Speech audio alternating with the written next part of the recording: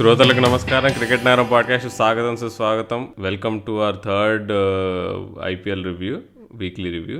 So మనం ఈసారి అసలు ఈ పోయిన వారం Sunday first match Chennai and Bengaluru వాళ్ళు ఆడిన నీకు మంచి మ్యాచ్తో స్టార్ట్ అయింది వీక్.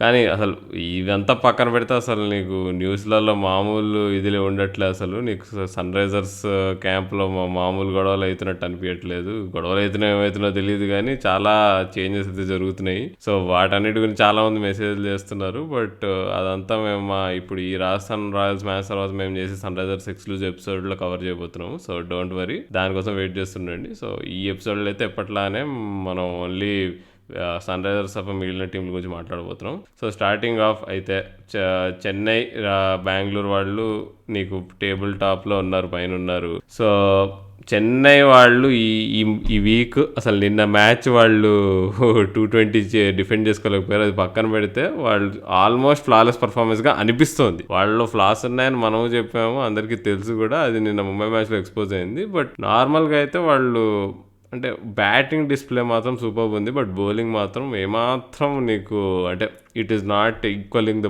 బ్యాటింగ్ పర్ఫార్మెన్స్ అనమాట. అయినా కానీ వాళ్ళని ఇప్పుడు చూసుకుంటే టేబుల్ టాప్లో ఉన్నారు.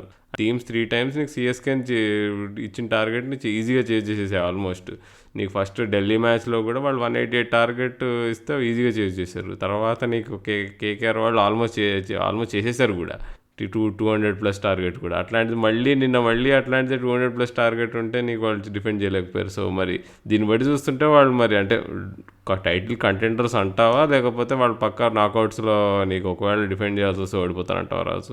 రాహుల్, ముందుగా ప్లే ఆఫ్స్ వరకు వెళ్ళే కంటే ముందు ఒకటైతే చెన్నై సూపర్ కింగ్స్ నువ్వు చెప్పినట్టుగానే ఈ వీక్లో 3 games 2 wins and 1 losesతో ఉంది. సో బట్ ఒక విధంగా ఇట్లాంటి మ్యాచెస్ అనేవి అంటే ఇప్పుడు నిన్న జరిగిన ముంబై ఇండియన్స్తో మ్యాచ్ కావచ్చు, అండ్ అలాగే నువ్వు ఇందాక మెన్షన్ చేసినట్టు ఢిల్లీ క్యాపిటల్స్ స్టార్టింగ్లో వాళ్ళు ఓడిపోయిన మ్యాచ్ కావచ్చు. సో ఇవన్నీ కూడా ఒక విధంగా ఐ థింక్ వాళ్ళకి ఒక మంచి విషయంగానే చెప్పుకోవచ్చు సిఎస్కేకి. ఎందుకు మంచి విషయం అంటే సాధారణంగా టేబుల్ టాప్లో ఉండే టీమ్స్కి చాలాసార్లు కొన్ని డిపార్ట్మెంట్స్ని టెస్ట్ చేయడానికి అవ్వదు వాళ్ళకంటే. వాళ్ళు ఇప్పుడు కొన్నిసార్లు ఏమవుతుందంటే టాప్ 3 or టాప్ 4 భయంకరంగా ఫామ్లో ఉంటే ఆల్మోస్ట్ సీజన్ ప్లే ఆఫ్స్ వరకు కూడా వాళ్ళ పర్ఫార్మెన్సే మీదే ఎక్కువ ఆధారపడి ప్లే ఆఫ్స్కి వెళ్ళిపోయి తర్వాత ఆ ప్లే ఆఫ్ సిచ్యువేషన్లో కానీ లేదు ఇంపార్టెంట్ క్రంచ్ గేమ్స్లో కానీ వాళ్ళ ఎక్స్పెక్ట్ చేసిన టాప్ ఆర్డర్ కానీ ఎక్స్పెక్ట్ చేసిన కీ ప్లేయర్స్ కానీ ఫ్లాప్ అయితే ఆటోమేటిక్గా వాళ్ళకి అక్కడ ఇబ్బంది పెడతారు. సో అంత దూరం పోయే కంటే ముందే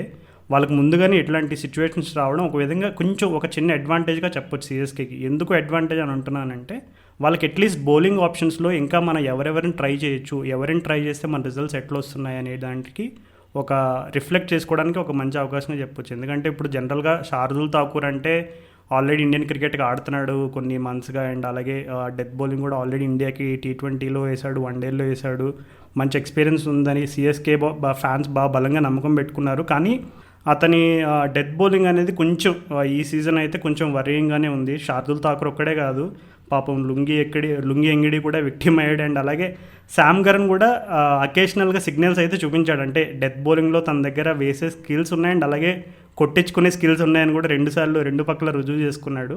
సో కోర్స్ బ్యాటింగ్ విషయంలో వాళ్ళు సూపర్ ఆడుతున్నారు, ఇంకా అందులో ఏం క్వశ్చన్ మార్క్స్ లేదు. బట్ బౌలింగ్ పరంగా ఒక విధంగా ఇట్లాంటి ఇప్పుడు నిన్నట్లాంటి ముంబై మ్యాచ్ అనేది జరగడం అనేది ఒక విధంగా సిఎస్కే ఇంకా బెనిఫిట్ అని నేనైతే అనుకుంటున్నా. సో బ్యాటింగ్ బౌలింగ్ ఇవన్నీ పక్కన పెట్టేస్తే ఈ వీక్లో సిఎస్కే ఆడిన పర్ఫార్మెన్సెస్లో నిన్ను బాగా ఇంప్రెస్ చేసిన పర్ఫార్మెన్స్లు ఏంటి? ఆబ్వియస్గా అసలు లాస్ట్ సండే జడేజా చూపించిన మాస్ మామూలు కాదు అసలు. అది నేను ముందు టోర్నమెంట్ స్టార్టింగ్లో మనం చెప్పుకున్నాము, నేను అన్నాను జడేజా ఐపీఎల్ MVP అవ్వబోతున్నాడని. సో దానికి తగ్గట్టు ఆ రోజు పర్ఫార్మెన్స్ అసలు నీకు హర్షల్ పటేల్ అప్పటి వరకు అసలు తర్వాత మ్యాచ్లలో కొంచెం టీమ్స్ అటాక్ చేయగలుగుతున్నాయి, కానీ అప్పటి వరకు అయితే నీకు డెత్లో హర్షల్ పటేల్ మీద కొట్టలేకపోయారు, వికెట్లు తప్ప ఏమి ఇవ్వలేకపోయారు. అలాంటిది నీకు జడేజా బాగా ఇచ్చాడు, ఒక ఓవర్లో 37 runs. అంటే అది అసలు అంటే అది అంటే ఎంత అండర్ రేటెడ్ క్రికెటర్ జడేజా అని మనకు క్లియర్గా అర్థమవుతుంది. నీకు ఒక ఇండియన్ బ్యాట్స్మెన్ అంత బిగ్ హిట్టర్ మనకి ఇప్పుడు ఎవరున్నారు అని చూసుకుంటే మనకు జడేజా పేరు ఎప్పుడు తలుచుకోము అంత ఫాస్ట్గా. నీకు ధోని అంటాము, నీకు అదేంటి రైనా అంటాం, యువరాజ్ సింగ్ అంటాం, కానీ జడేజాకి అంత టాలెంట్ ఉంది. 5 సిక్స్లు 4 సిక్స్లు అట్లా కొట్టగలడని ఎవరికి మైండ్లోకి రాదనమాట. కానీ ఆ టాలెంట్ ఎప్పటి నుంచో తన దగ్గర ఉందన్నమాట.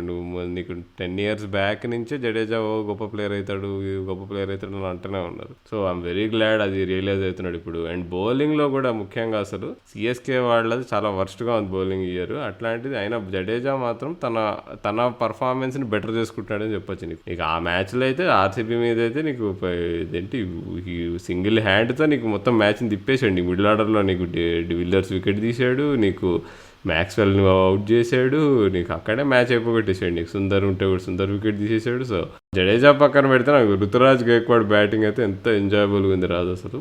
రుతురాజ్ గైక్వాడ్ బ్యూటిఫుల్ బ్యాటింగ్ అసలు నీకు సన్ రైజర్స్ మ్యాచ్లో కూడా తను ఎంత ఈజీగా కొట్టేశాడు. నీకు చేజ్ అసలు 171 chase. First time Delhi pitch మీద ఆడుతున్నారు, అది ఎట్లా ప్లే చేస్తుందో తెలియదు. బట్ తను మాత్రం ఆడుతుంటే క్లియర్గా అర్థమవుతుండే, అరే ఈ పిచ్ అంటే అంత కష్టం కాదు. అట్ ద సేమ్ టైం అంటే నీకు వార్నర్ లాంటి బ్యాట్స్మెన్ ఆడలేకపోతుంటే అసలు నీకు గైక్వాడ్ చూడు అసలు ఎట్లా ఈజీగా ఆడేస్తున్నాడని. So it's a 2-way thing అసలు. అండ్ మోయిన్ అలీ కూడా నీకు కన్సిస్టెంట్గా బాగా ఆడుతున్నాడు, ఎక్సెప్ట్ ధోని అండ్ రైనా. రైనా కొంచెం యావరేజ్ పర్ఫార్మెన్సెస్ ఇస్తున్నాడు అని చెప్పుకోవచ్చు. వీళ్ళిద్దరి తప్ప నీకు సిఎస్కే బ్యాటింగ్ సూపర్ అసలు. అంటే మిస్టేక్స్ ఏం లేవు వాళ్ళ ఇంటెంట్ పరంగా కానీ వాళ్ళ ప్లానింగ్ పరంగా కానీ. ఎంత క్లారిటీ ఆఫ్ థాట్తో వాళ్ళు బ్యాటింగ్ చేస్తున్నారంటే అది మాత్రం ఫుల్ క్రెడిట్ ఇవ్వాలి ఇర్రెస్పెక్ట్ ఆఫ్ దర్ బౌలింగ్. అవును రాహుల్, బ్యాటింగ్ డిపార్ట్మెంట్లో స్పెషల్ క్రెడిట్ సిఎస్కే బ్యాటింగ్ లైనప్లో ఎవరికైనా దక్కుతుంది అని అనుకుంటే కనుక అది కేవలం మోయిన్ అలీకి మాత్రమే దక్కుతుంది. ఎందుకంటే అట్లాంటి సెల్ఫ్లెస్ ప్లేయర్స్ ఉండడం వల్ల ఒక టీం అనేది ఎంత బెనిఫిట్ అవుతుంది అనేది ఆల్రెడీ మోయిన్ అలీ ఆడిన నాక్స్ నెంబర్స్ చూసుకుంటే మనకు క్లియర్గా అర్థమైపోతుంది.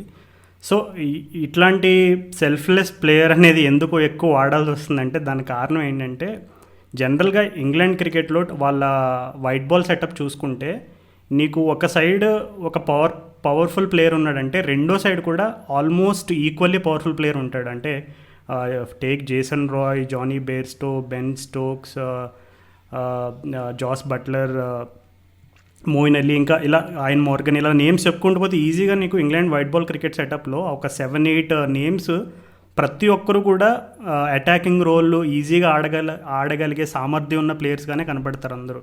సో అలాంటి ప్లేయర్స్కి ఏంటంటే న్యాచురల్గా వాళ్ళ న్యాచురల్గా అగ్రెసివ్ ఇన్స్టింక్ట్స్ అనేవి ఎప్పుడు కూడా ఆపోజిట్ ఎండ్లో ఉన్న ప్లేయర్ని బట్టి డిపెండ్ అయి ఉండదు. ఇప్పుడు కొన్నిసార్లు ఏమవుతుందంటే ఆపోజిట్ సైడ్ కొంచెం పవర్ఫుల్ ప్లేయర్ కాదు, తను ఓన్లీ స్ట్రైక్ రొటేషన్ ఎక్కువ చేసి కొంచెం పార్ట్నర్షిప్స్ అయ్యి బిల్డ్ చేయగలడు, అటాకింగ్ రోల్ నేనే తీసుకోవాలనే సిచ్యువేషన్స్ చాలాసార్లు వస్తాయి టీమ్స్కి. కానీ ఇంగ్లాండ్ ప్లేయర్స్ అట్లాంటి సిచ్యువేషన్స్లో తక్కువ ఆడతారు. అంటే వాళ్ళకి ఏంటంటే ఆపోజిట్ సైడ్ వాడు 10 బాల్లో 30 కొట్టగలడు, నేను కొట్టగలను, so why shouldn't I take a chance అనే యాటిట్యూడ్తో ఎక్కువ ఆడతారు Indian players. So I think that attitude is rubbing off and Moeen Ali is just not just proving why he such a valuable player, but England white ball cricket వెనక ఎందుకు అంత success రీసెంట్గా వచ్చిందనే దానికి చిన్న చిన్న ఎగ్జాంపుల్స్ కూడా చూపిస్తున్నాడు. So yeah, I think Moeen Ali అయితే నిజంగా మోయిన్ అలీ ఫామ్ అనేది సిఎస్కేకి really it's such a blessing. So ముందున్న గేమ్స్లో మరి ఎలా ఆడతారు అండ్ ఇంకా హాఫ్ ఆఫ్ ది సీజన్ అయితే మిగిలింది. సో మిగిలిన నెక్స్ట్ హాఫ్ ఆఫ్ ది సీజన్లో మరి వాళ్ళ బౌలింగ్ డిపార్ట్మెంట్లో వచ్చిన క్వశ్చన్ మార్క్స్ వాళ్ళు ఎలా రెస్పాండ్ అవుతారని అయితే నేను ఇంట్రెస్టింగ్ ఎదురు చూస్తున్నాను. అవును రాదు, అసలు బౌలింగ్ పరంగా వాళ్ళు ఏం చేయగలరు నాకు అంటే మరి ఉన్న ఒకే ఒక ఆప్షన్ వాళ్ళకి ఇప్పుడు బెరెండాఫ్ ఉన్నాడు. బెరెండాఫ్ని తీసుకొస్తే లుంగి ఎంగిడి బదులు తను బెరెండాఫ్ కూడా డెత్ బౌలర్ కాదు. డెత్ బౌలింగ్ అయితే మరీ పూర్గా ఉంది రాజు అసలు. అంటే ఠాకూర్, కరణ్ పక్కా డెత్ బౌలింగ్ వేయాలంటే టీమ్స్ అందరూ రెడీగా ఉన్నారు. వీళ్ళపైన 280, 300 కూడా చేసి చేయొచ్చు అన్నట్టు. అంటే మరి బ్రావో ఆడాల్సిందే రాజు. అంటే బ్రావో కూడా అంటే ఇవాళ రేపు అంత కన్సిస్టెంట్గా వేయట్లే అనుకుంటాం కానీ బట్ స్టిల్ నీకు బ్రావోతో ఏంటంటే బ్రావో, శామ్ కరణ్ కొద్దిగా వాళ్ళిద్దరిలో ఉండే మంచి నచ్చిన అంటే ఒక క్వాలిటీ ఏంటంటే వాళ్ళు 6 కొట్టించుకున్నా కానీ నెక్స్ట్ బాల్ బాగా వేస్తారు. అది చాలా ఇంపార్టెంట్ ఒక డెత్ బౌలర్కి ఉండాల్సిన లక్షణం అది. శామ్ కరణ్కి ఉంది కొద్దిగా, బట్ ఇన్ఎక్స్పీరియన్స్ వల్ల తను అంత ఎఫెక్టివ్ ఉండలేకపోతున్నాడు. బట్ బ్రావో నువ్వు ఒకవేళ 40 runs ఇచ్చినా కానీ ఒక క్రంచ్ ఓవర్ నీకు ఎండింగ్లో నీకు 4 runs ఇవ్వాలి, బిలో 5 runs ఇవ్వాలంటే బ్రావో చేయగలడు ఆ పని. సో లుంగి చూసాం నిన్న తన పేస్ అంతగా వేయట్లే, మధ్య నీకు వేరియేషన్స్ మీద ఎక్కువ డిపెండ్ అవుతున్నాడు, బ్యాట్స్మెన్ లీడ్ చేసేస్తున్నారు. సో అంటే ప్రాబ్లం నేను బ్రావోని ఎందుకు ఆడియలేదంటే నీకు తన ధోనికి కొంచెం బ్రావోకి ఇంకా పొలాడికి ఉన్న రికార్డ్ చూసుకుంటే పొలాడి బాగా డామినేట్ చేస్తాడు బ్రావోని. సో బ్రావో పనికిరాడని చెప్పి లుంగిని ఆడించారు. కానీ లుంగి అసలు ఇంకా ఆ మాత్రం పర్ఫార్మెన్స్ కూడా డీల్ అసలు అంటే మినిమం పర్ఫార్మెన్స్ లెవెల్ కూడా సాటిస్ఫై చేయలేకపోయాడు అసలు. సో అంటే బ్రావో ఇక వాళ్ళు ప్రతి మ్యాచ్ ఆడాలి, వాళ్ళకి డెత్లో నీకు కొంచెం ఎక్స్పీరియన్స్ కావాలి. So Bravo should play all matches నాకు తెలిసి. అండ్ అసలు ఇంకోటి రాయుడు, అసలు నేను ఇన్నింగ్స్ స్పెషల్ మెన్షన్ రాదు అసలు, నిన్న మామూలు ఇన్నింగ్స్ కాదు. అసలు అందరు పొలాడిని అందరు పొగుడుతున్నారు కానీ మర్చిపోతున్నారు రాయుడు ఆడిన ఇన్నింగ్స్ అసలు. 72 ఆఫ్ 27 బాల్స్ ఆడాడు రాజు అసలు. అంటే నీకు అందరికి ఇప్పుడు నేను మ్యాచ్ చూసిన తర్వాత కూడా పొలాడే ఇంకా ఎక్కువ ఫాస్ట్గా ఆడాడు, పొలాడే ఇంకా ఎక్కువ కొట్టాడు అన్నట్టు ఉంది. కానీ బట్ రన్స్ బాల్స్ ఈక్వేషన్ చూసుకుంటే అసలు నీకు రాయుడు ఇన్నింగ్స్ ఇంకా ఫాస్ట్. బట్ నీకు ఆ ఇంపాక్ట్ నీకు పొలాడిని కొట్టిన పెద్ద పెద్ద సిక్స్ల వల్ల ఎక్కువ అనిపించింది. కానీ but Rayudu innings also wonderful అసలు. నేను ఎక్స్పెక్ట్ చేయలేదు అసలు, ఎందుకంటే తను మంచి ఫామ్లో లేకుండే నీకు ముస్తాకర్లో ఆంధ్రాకి ఆడుతున్నప్పుడు కానీ ఎప్పుడైనా కానీ. అండ్ లాస్ట్ ఐపీఎల్ కూడా రాయుడు వాజ్ బిలో పారే ఉండే, బట్ అదే మంచి ఇన్నింగ్స్ ఆడాడు. So hopefully rest of the season తను బాగా ఆడతాడు. ఎందుకంటే నీకు సిఎస్కే వాళ్ళ ఉన్న బౌలింగ్ స్ట్రెంత్ అది ఆప్షన్ చూసుకుంటే వాళ్ళు బ్యాటింగ్ చేయక తప్పదు. ప్రతి మ్యాచ్ ఒకవేళ డిఫెండ్ చేస్తే 200+ కొట్టాల్సిందే, లేకపోతే కష్టం వాళ్ళు డిఫెండ్ చేయడం. ఎంతైనా అంబటి రాయుడు మా గుంటూరు కుర్రోడు రాహుల్. సో గుంటూరు కారం తిన్న వాళ్ళు ఎవరైనా సరే ఆ రేంజ్ పర్ఫార్మెన్స్ ఇవ్వనే ఇస్తారు ఏదో ఒక డిపార్ట్మెంట్లో. So keeping fun side, Dwayne Bravo గురించి ఒక విషయం చెప్పావు, ప్రతి మ్యాచ్ ఆడాలని. నేను సీజన్ ప్రివ్యూలోనే చాలా క్లియర్గా చెప్పాను డ్వేన్ బ్రావోని సిఎస్కే వాళ్ళు ప్రతి గేమ్ ఆడించరని. దానికి గల ముఖ్య కారణాలు కూడా నేను అప్పుడే చెప్పాను. అంటే ఎవరైనా CPL and Dwayne Bravo last couple of ఇయర్స్గా అతను ఏమేమి ఆడుతున్నాడు అనేది క్లియర్గా ఫాలో అయ్యే వాళ్ళందరికీ తెలుసు బ్రావోకి ఫిట్నెస్ ఇష్యూస్ ఉన్నాయని. సో ప్రతి మ్యాచ్ ఆడించి మళ్ళీ ఏదో ఒక ఫిట్నెస్ ఇష్యూ వచ్చి Bravo ruled out of the season అనే న్యూస్ సిఎస్కే వాళ్ళు చూడడం ఇష్టం ఉండదు, వాళ్ళ ఫ్యాన్స్ అసలు తట్టుకోలేరు. సో ప్రతి మ్యాచ్ ఆడడం అనేది జరగని పని అది. అంటే over dependence on any player is not a good indication of any team. But ఇప్పుడు సిఎస్కే వాళ్ళు బ్రావో మీద డిపెండ్ అవుతున్నారు నేను అనట్లేదు, కానీ బట్ ప్రతి మ్యాచ్ బ్రావో ఆడడం అయితే సాధ్యపడదు. అది ధోని కూడా ఆల్మోస్ట్ కేటగిరికల్గా ఒప్పుకున్నాడు. అట్లా అంటే ఎందుకు వాళ్ళు ఇప్పుడు ఇమ్రాన్ తాహిర్ ఇట్లాంటి సీనియర్ ప్లేయర్స్ని మేనేజ్ చేస్తున్నారంటే దే నో దట్ వాళ్ళని ప్రతి మ్యాచ్ ఆడిస్తే కనుక ఇంజురీ రిస్క్ అనేది ఎక్కువ ఉంటుంది. కానీ ఇప్పుడు సిఎస్కే వాళ్ళు ఉన్న పొజిషన్లో they can afford to drop or rather rest Bravo for a lot of games, because వాళ్ళు ఆల్మోస్ట్ ప్లే ఆఫ్స్కి దగ్గరికి వెళ్ళిపోయారు. సో సిఎస్కే లాంటి టీంకి అదే బెనిఫిట్.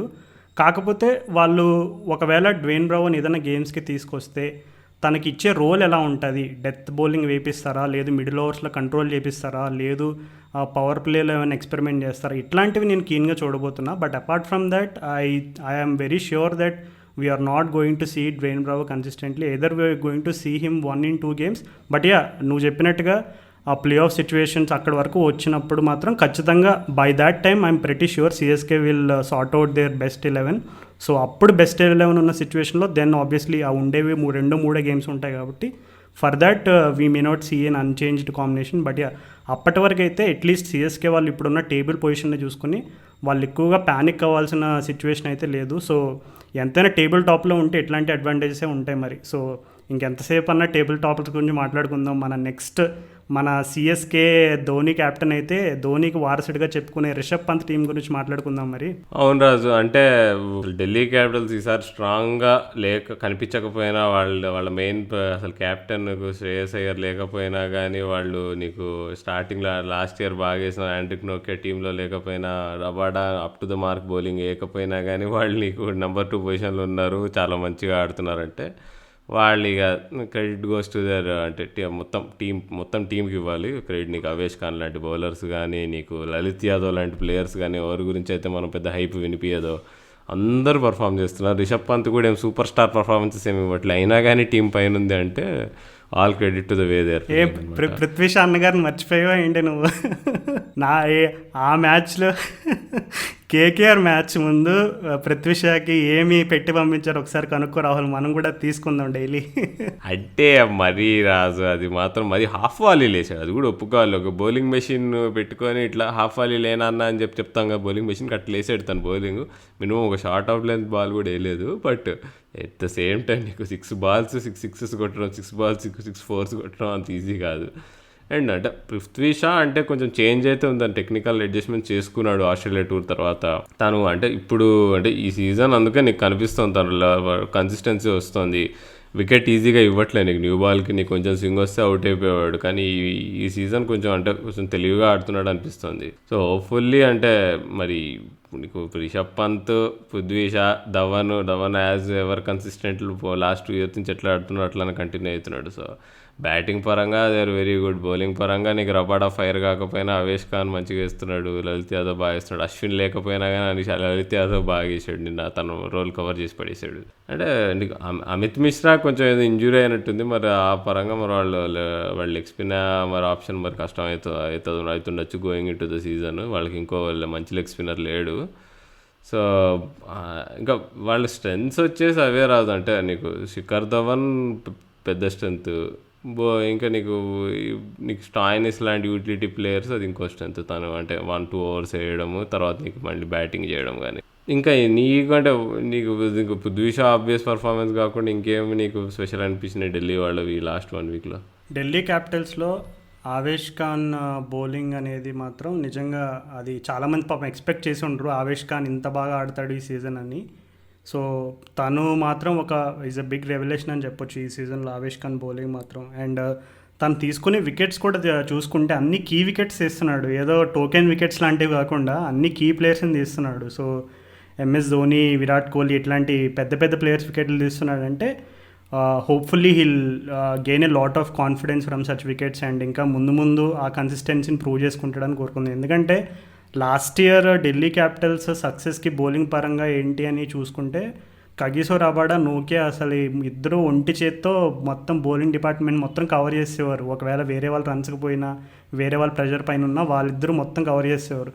సో అట్లాంటిది నోకియా లాంటి ఒక సీనియర్ ఎక్స్పీరియన్స్ ఇంటర్నేషనల్ బౌలర్ లేకపోయినా ఆవేష్ ఖాన్ రెస్పాన్సిబిలిటీ తీసుకుని తన షూస్ని ఫిల్ చేస్తున్నాడంటే it is a huge positive sign. So hats off to Delhi capitals. పాపం తన టాలెంట్ని గుర్తించి తనకి ఈ సీజన్ అన్ని ఆపర్చునిటీస్ ఇస్తున్నందుకు even the management should be credited for that. But yeah, Delhi capitals ఈ వీక్లో 2 wins and 1 loss same CSK progress card లాగే ఉంది వాళ్ళు కూడా. బట్ యా, వాళ్ళు ఎస్ఆర్హెచ్ పైన అది సూపర్ ఓవర్ విక్టరీ పక్కన పెట్టేస్తే ఆర్సీబీతో పాపం ఒక్క రన్తో ఓడిపోతారు. లాస్ట్ బాల్ 6 కొట్టాల్సి వస్తే మన రిషబ్ పంత్ అన్న 4 కొడతాడు. కానీ పాపం అదే షిమ్రోన్ హెట్మైర్ ఏంటంటే లాస్ట్ సీజన్ కూడా తన దగ్గర నుంచి మనం చాలా ఎక్స్పెక్ట్ చేసాం. కానీ I think apart from that 1 game against KKR పెద్దగా పర్ఫామ్ చేయలేదు అనుకుంటా. సో ఈ సీజన్లో మరి మొన్న ఆర్సీబీ పైన అయితే హెట్మైర్ తన హిట్టింగ్ గ్లింప్సెస్ అన్నీ చూపించాడు చాలా క్లియర్గా. హెట్మైర్ ఎప్పుడు పేస్ని ఎక్కువ కొట్టలేడు. అంటే నీకు ఒక రకంగా అంటే తను పేస్ హిట్టర్ కాదు, తను స్పిన్నే బాగా కొట్టగలడు, తను మిడిల్ ఓవర్స్ అంటారు. కానీ తన రేంజ్ మొత్తం చూపించాడు. బేసిక్గా తనకి నెంబర్ 6 ఎందుకు ఆడిస్తున్నారు, అంత కింద ఎందుకు ఆడిస్తున్నారు అంటే తనకి అక్కడ కూడా ఆడే కెపాసిటీ ఉందని చెప్పి ప్రూవ్ చేశాడు. అసలు 53 of 25 balls అసలు అది లేకపోయింటే వీళ్ళు ఢిల్లీ వాళ్ళు ఈజీగా ఓడిపోయేవాళ్ళు ఆ మ్యాచ్ అసలు. అవును రాహుల్, చాలా క్లియర్గా చెప్పావు. సో హెట్మైర్ నిజమే నువ్వు చెప్పినట్టుగా తన హిట్టింగ్ రేంజ్ ఒకటి అండ్ అలాగే పేసర్స్ పైన especially I think in that RCB game పైన కైల్ జేమిసన్ పైన అనుకుంటా. సో నాకు ఇంకా గుర్తు, ఒక బాల్ ఫుల్ వేసి కొంచెం దూరంగా ఆఫ్ స్టంప్కి దూరంగా వేస్తాడు. అంటే it was a very obvious tactic. ఎట్లయినా సరే ఆ లెగ్ సైడ్ హిట్టింగ్ జోన్ని డినై చేయాలని జేమిసన్ ఒక ప్లాన్తో వచ్చినట్టున్నాడు. కానీ ఏం చేస్తాడంటే హెట్మైర్ చాలా స్టేబుల్గా ఉండి బాల్ని లాస్ట్ మూమెంట్ వరకు చూసి కరెక్ట్గా బాల్ కింద అందుకుని లాంగ్ ఆన్కి వైడ్గా 6 పంపిస్తాడనమాట. So I think these are all AB de Villiers follow అయ్యే బేసిక్ మెథడ్స్ అనమాట. ఏం లేదు, జస్ట్ వీలైనంత స్టేబుల్గా ఉండడం, బాల్ని దగ్గరగా చూడడం, వీలైనంత లేట్గా బాల్ ఆడడం, ఇలాంటివన్నీ కూడా ఏబీ డివిలియర్స్ లాంటి ప్లేయర్స్ ఎక్కువ వాళ్ళు ఈ థియరీని నమ్ముకుని బ్యాటింగ్ చేస్తారు. సో హెట్మైర్ ఆ రోజు హిట్టింగ్ కూడా నాకు తెలిసి ఒక ముఖ్య కారణం ఏంటంటే ఎక్కువ క్రీజ్లో షఫల్ అయ్యి హడావిడి పడి ఏదేదో చాలామంది ఏం చేస్తారంటే రన్స్ రానప్పుడు కొంచెం అన్ఆర్థడాక్స్ షాట్లు ట్రై చేస్తారు, స్వీప్లు, రివర్స్ స్వీప్లు, స్విచ్ హిట్లు అవి ఇవి అని. కానీ ఆ రోజు హెట్మైర్ మాత్రం తన స్ట్రెంగ్స్ని బ్యాక్ చేసుకున్నాడు.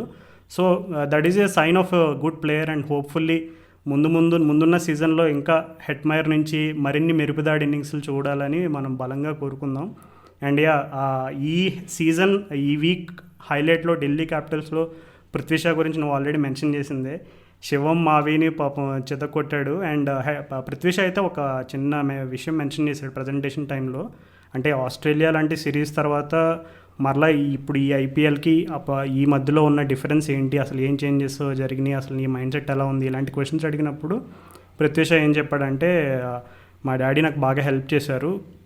సో నేను ఫుల్ కాన్ఫిడెన్స్ పోయినప్పుడు మా డాడీ నాకు ఒకే ఒక విషయం చెప్పారు, సరే నీ దగ్గర ఉన్న టాలెంట్ అనేది తగ్గిపోతుంది, లేదు పోయిందనే ఫీలింగ్ వచ్చినప్పుడు నువ్వు హార్డ్ వర్క్ చేస్తే మరలా నువ్వు ఏదైతే పోతున్నావో లేదంటే పోయిందనే ఫీలింగ్ ఉందో అది తిరిగి తెచ్చుకోవచ్చు, దానికి ఒకే ఒక షార్ట్ కట్ హార్డ్ వర్క్ అని చెప్పారు.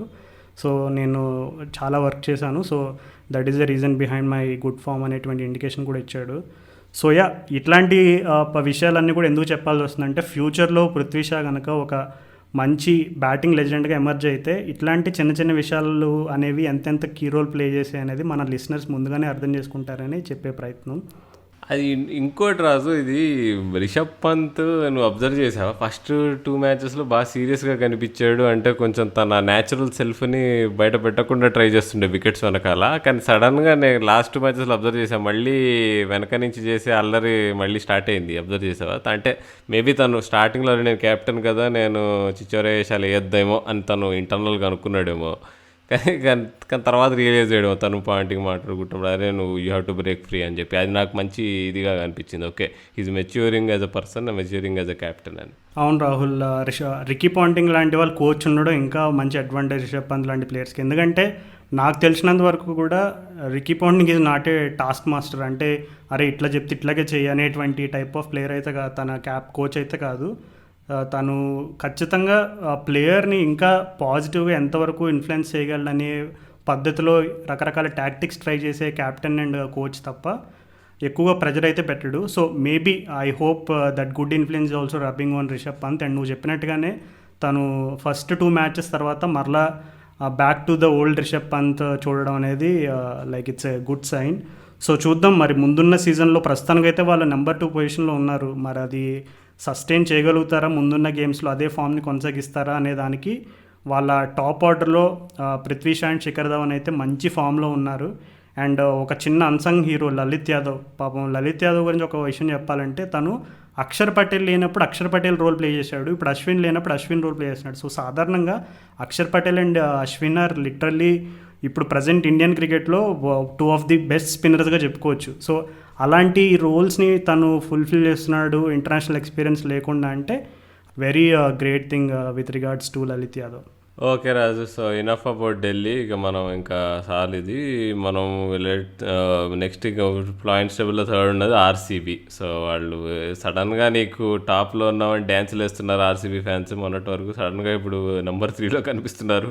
మళ్ళీ దరిద్రం రిపీట్ అవుతుందేమో అని కొంతమంది భయపడుతున్నారు. సో అంటే ఇది మొమెంటరీ చిన్న బ్లిప్ అంటావా? స్టార్టింగ్లో 5 మ్యాచ్లు అంత మంచిగా ఆడిన తర్వాత ఇది కొంచెం కష్టకాలం కొన్ని రోజులు ఉండి మళ్ళీ బ్యాక్ టు ఫామ్ అయిపోతారంటావా? లేకపోతే వాళ్ళ టీంలో జెన్యున్ వీక్నెస్ని పట్టుకొని ఎస్పెషల్లీ హర్షల్ పటేల్ని అటాక్ చేయడము.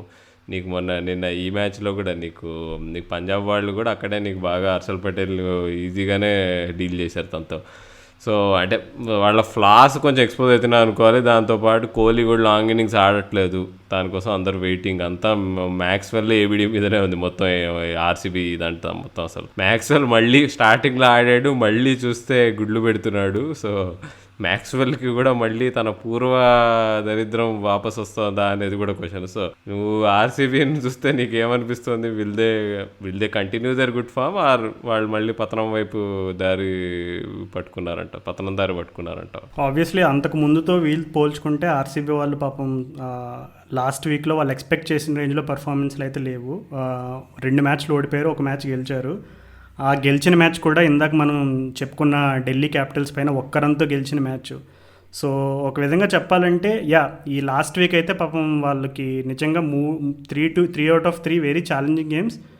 సో సిఎస్కే పైన వాళ్ళ లాస్ని ఒకసారి ఎగ్జామిన్ చేసి వాళ్ళు ఎట్లా వాళ్ళ బ్యాటింగ్ ఇన్నింగ్స్ అనేది ఎట్లా అన్ఫోల్డ్ అనేది ఒకసారి గమనిస్తే నీకు టాప్లో వాళ్ళు అసలు ఐ థింక్ 5 or 5.6 అదే మొత్తం మీద పవర్ ప్లేలో అయితే ఆల్మోస్ట్ 70-80 ఎంత ఆల్మోస్ట్ గేమ్ ఫినిష్ చేసేలాగా ఆడేశారు almost power ప్లేలోనే.